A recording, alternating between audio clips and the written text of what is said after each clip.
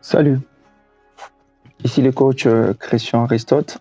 Nous sommes dans notre dose de motivation, dans notre séquence où on parle plus des changements, du mouvement et ainsi de l'attitude.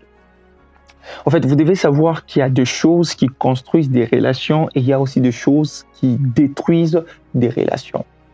Dans cette génération, les gens voudraient très bien que quand ils sont en train de faire des choses qui sont en train de briser des relations, mais que les relations puissent continuer de se construire. Non. Vous savez, il y a une loi, je pense que c'est une loi physique, qui dit à toute action correspond une réaction. Ça veut dire quand vous posez des actions, quand vous posez des actes, vous devez vous attendre aux réactions proportionnelles à vos actes. Par exemple, vous allez voir quelqu'un qui inconsidère les autres, qui ne considère pas les autres. Du genre, quand toi on t'appelle, tu prends jamais l'appel au premier coup, tu réponds jamais au message au même moment, tu dois toujours attendre des jours et des jours, tu dois toujours attendre des heures et des heures pour prendre un appel. Sachez très bien que quand quelqu'un est en train de faire ce genre de choses-là à votre égard, néanmoins que ce soit quelqu'un qui vous donne de l'argent, néanmoins que ce soit quelqu'un chez qui vous avez plus de bénéfices que lui en a chez vous. Mais si c'est du donnant-donnant, en fait, commencez à vous retirer. Commencez à vous retirer. Ça veut dire qu'il n'y a pas assez d'importance. Restez sur les qui-vive, restez sur ce qui est plus important. Tu ne peux pas forcer quelqu'un à être en relation avec toi. Je ne parle pas que de l'amour, je parle aussi de l'amitié. Je pense que je l'avais dit précédemment, je dis non, il y a ces amitiés-là qu'il faut forcer, mais il y a d'autres amitiés qu'il ne faut pas forcer. Il n'y a pas ton intérêt, il n'y a pas de bénéfice que tu en tires. Alors pourquoi tu forces cette relation-là? Pourquoi tu es en train de forcer cette relation-là? Une autre chose, c'est que la relation doit être entretenue par deux personnes. En fait, une relation ou une bonne relation n'est pas entretenue que par une seule personne. Si tu te rends compte que tu es toujours les seuls qui s'excusent, si tu te rends compte que tu es toujours les seuls qui cherchent que la relation puisse marcher ou l'amitié puisse marcher, si tu cherches toujours que tu vois que c'est toi toujours qui cherche à surprendre l'autre et l'autre pas la même chose, il est temps que tu puisses arrêter aussi avec ça. Il est temps que tu puisses arrêter avec ça parce que une souffrance est en vue. En continuant sur cet angle-là, sache très bien que tu vas te faire énormément mal.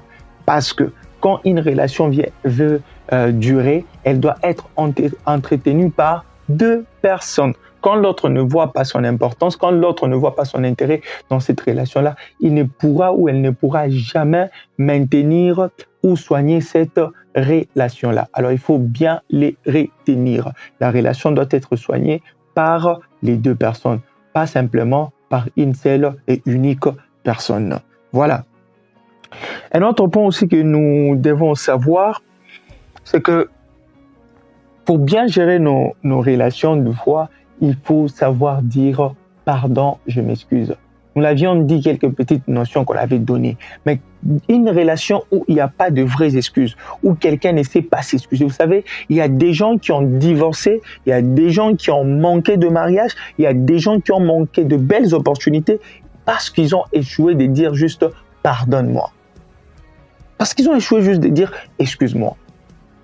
Vous ne savez pas ce que ça peut faire quand vous avez énervé quelqu'un, de lui dire « pardonne-moi » sans que la personne puisse avoir le temps de vous demander de vous excuser. En fait, on n'est pas toujours obligé de te dire « excuse-toi » pour que tu puisses le faire. Non, tu dois être à mesure de savoir que tu as blessé l'autre.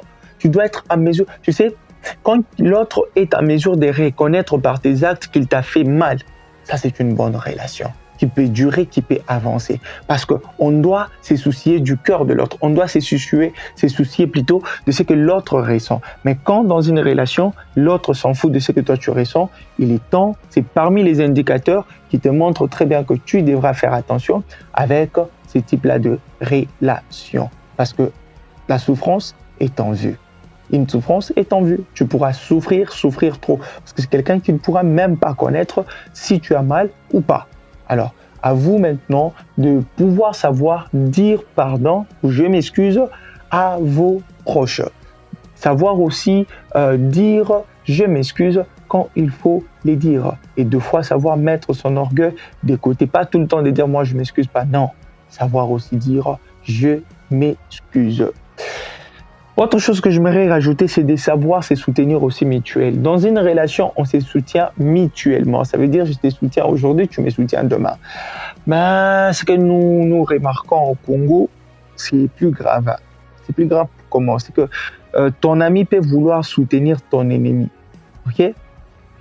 Déjà, tu t'imagines que tu as ton ami, mais il est l'ami à ton ennemi. Bon, il faudra se poser la question, est-ce que c'est réellement ton ami ou bien c'est ton ennemi qui fait l'entraînement? Ou bien c'est ton ennemi en apprentissage, ou il est en train juste de s'entraîner pour avoir plus d'efficacité et beaucoup plus d'armes pour te détruire.